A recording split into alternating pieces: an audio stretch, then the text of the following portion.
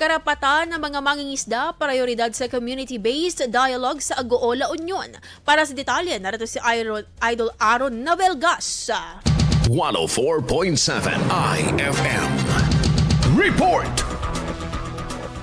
Pinangunahan ng DENR Region 1 ang isang community-based dialogue sa Barangay San Manuel Norte, Agoola Union na nakatuon sa karapatan ng mga mangingisda at iba pang miyembro ng komunidad. Tinalakay sa aktibidad ang mga pangunahing karapatan sa ilalim ng umiiral na batas at patakaran, kabilang ang epekto ng maling pagtatapon ng basura sa marine life at coastal ecosystems at ang kahalagahan ng segregation at recycling bilang bahagi ng kabuhayan. Ipinaalala rin ang anti-burning law at mga parusa sa paglabag, habang ibinahagi ng barangay ang mga kasalukuyang hakbang sa pangangalaga ng kalikasan tulad ng coastal cleanups, tree planting at material recovery facilities. Nagbigay ang dialogue ng pagkakataon sa mga mangingisda at miyembro ng komunidad na ipahayag ang kanilang mga karanasan at mungkahi at pinagtibay ang papel nila bilang tagapangalaga ng dagat at marine resources.